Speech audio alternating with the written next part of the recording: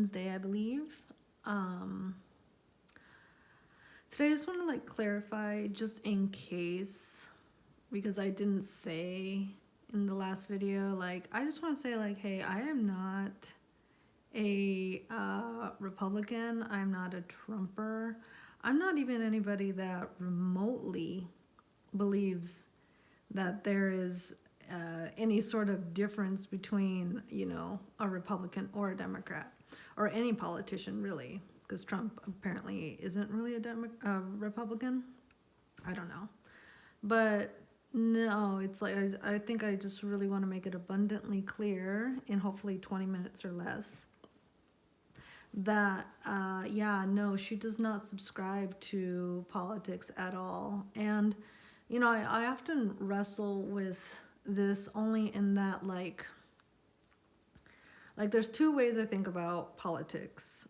One, I think they're important to study in terms of understanding what I just said, that there really isn't a divide. I actually really, the way I put it, it's because, right, Republicans are red and Democrats are blue. So it's do you want Pepsi or do you want Coke or do you want Pepsi?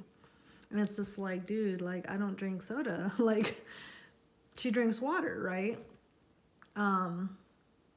So yeah, I think it's important to realize that, and, but I'm not delusional, and I don't want to completely ignore them because, then that's how they get away with stuff. It's important to stay engaged, and that I think a lot of people understand that far, because, especially with Trump people, they'll ask, when they're asked why Trump, a lot of them will say, and I guess this goes for Democrats, they're always well, it's better than the other one. It's better than Kamala. It's better than Trump, and, their X is the lesser of the two. And I get it. And, I guess if I had to vote, gun to my head, had to choose between the two options that they gave us, I would go with Coke. Okay, Coke is better. Pepsi is gross. Pepsi is too sugary. And I think that actually does translate to, that metaphor does translate to the politicians themselves, because with Republicans, it's more do it yourself and do it right. And, Democrats are just so much more about giving shit away, and withholding standards of conduct, especially now, there's so much stuff that is just not cool. It's just not cool. Even the LGBTQ LMNOP, right, movement is not condoned by gays, conventional gays and lesbians.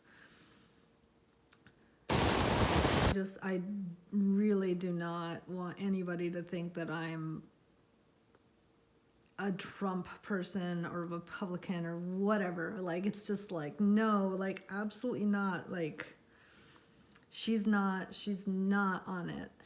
And with that said, like I said, I that's what I would choose if I had to. I can't even vote. I only have my green card. I don't think green card people can vote.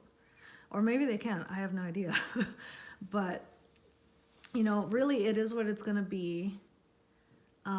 Because, one step back from that, notion, personal notion, is the realization, that there really isn't, it's not an election, it's not a choice, it's a selection made by the people that are in charge.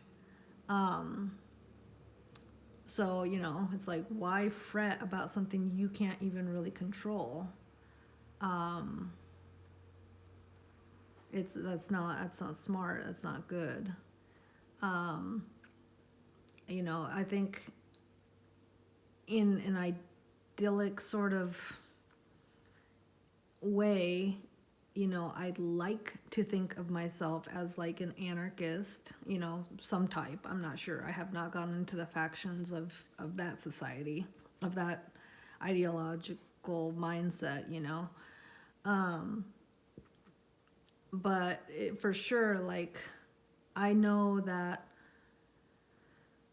or is it no? Or is that, I'm fairly certain that, like, the biggest thing about that, like, that for me that debunks the two-party system is the fact that the real issues are, one, not addressed, and two, not dictated by who is in power. I will say that issues are probably controlled easier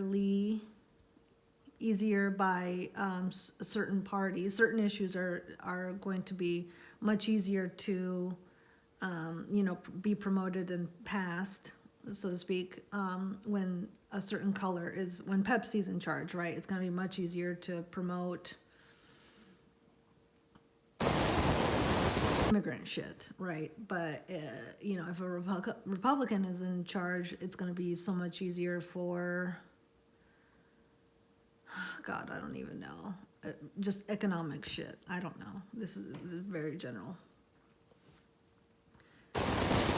The real issues are not being addressed, and that said, I think for me, I can only take, I feel like the only way that I can really take, you know, take the reins of said issues is to control how much they affect me.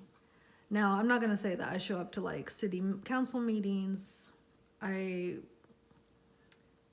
kind of wish I did, because especially like recently, I do pick up this free paper. It's like called the Tribune or something like that for the city that the area that I live in. And in it, then the last issue of last week, it said something to the effect of like our water, which luckily I don't have, we're on a well, like city water is going up 330% in the next 5 years. Like they're going to incrementally move it up over 300% in the next 5 years. And sewage, which we also don't have, thank God, is going up like 250%, something like that, which is just insane. And I really hope that like the people in town are like going to show up to city council meetings and be like, what the H? Like, no, what the F? You know, like 300%, 200%, like it's already very expensive to live in this state, in this region. Like, no.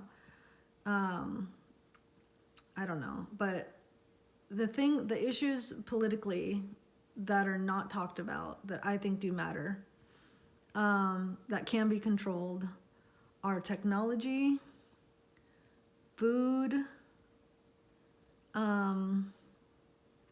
that's really about it. Like, you can really only control what you put in your body, and you know, or maybe you don't, maybe this is your first video that you're watching of me. It's like, I'm carnivore, I only eat meat, I only eat meat products, you know, cheese, sour cream, any kind of meat, butter, like, and I'm good, I'm healthy, I feel great, like, I'm in ketosis, my brain is good, I'm not obese, you know, I think I'm a little overweight right now because I am probably 160 pounds, and I'd like to be in like the 140s, so obviously I'm like 20 pounds overweight, but I'm working on it, quite effectively, I may add. And so, like, you know, I don't need the government to, you know, help me in that department. That's on me. You know, like I said, I don't drink soda. In general, I stay away from sugar because I know, you know, we all know, they know that it's not good, but you know, it does come down to personal choice. It comes down to going to the grocery store and walking past the bakery aisle and not stopping. And then another thing is like security in terms of privacy. Like I value my privacy very much so. I will not buy a car that tracks me, you know, so basically I'm not going to buy a car that's like, I'm going to buy a car that's like pre 2000s or like pre 2010. Like I will never have uh, basically an electric car. I just won't have anything that tracks my stuff like that. Siri is not allowed in this house. Like I don't care. Sorry, I know that sounds crazy, but she's not allowed in this house. Yeah, sure. I have an iPhone. I'm obviously on one right now. Maybe not obviously, but like obviously, not. I have a fucking iPhone. My boyfriend has an iPhone. You know, they may listen to us, but at least it's not like we've allowed them. We've invited them in. It's like if they're listening to us, they're breaking the law, I would hope. I don't know, but at least I'm not like, yeah, Siri's renting a room upstairs, you know, for free and just listening to me and in my space all the time. Like, I don't know, I have to ask my boyfriend if we can. Siri's not allowed in this house. That might be a steps too far. He might be like, we can't make people keep their phone outside if they have Siri. It's like, well, can we ask them to disable it before they come inside? It's like, I don't have anything to hide, but at the same time, it's like, you know,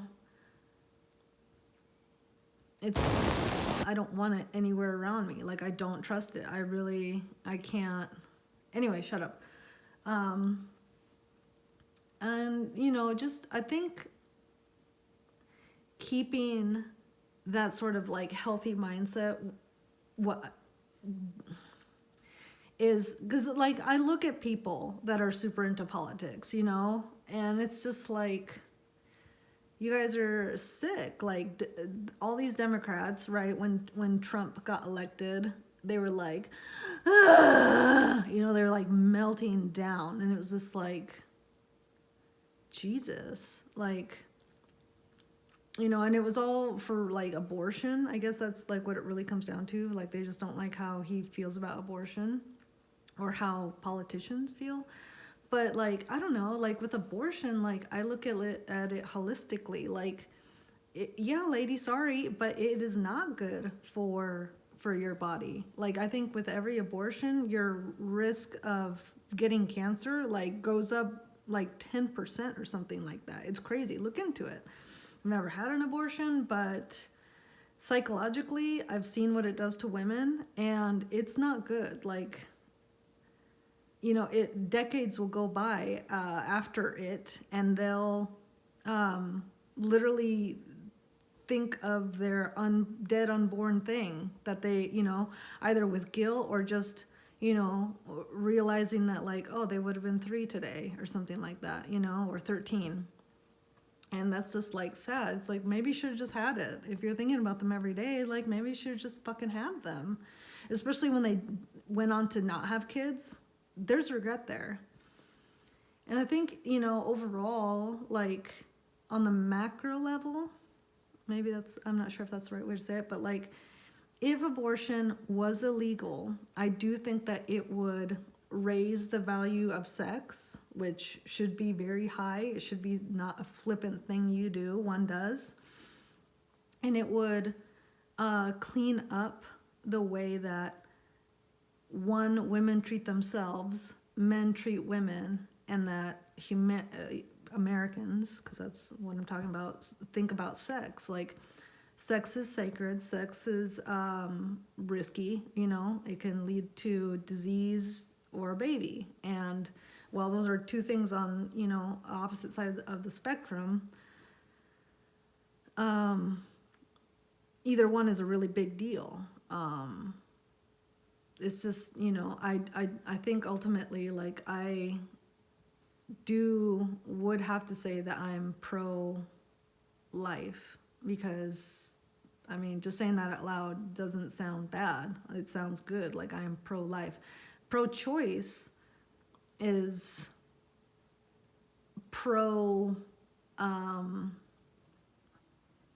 what we have now and now, and I mean, you have to admit that now the way things are now between men and women are not good. The way women conduct themselves, just women's happiness, it's like at a freaking low. Like, there are so many studies on it, and I do think that part of it is because they don't feel appreciated. They don't understand what power they have. You know, it's a very powerful thing to be a woman. And, you know, being a man, it's, you know, there's a lot of things that are keeping men down.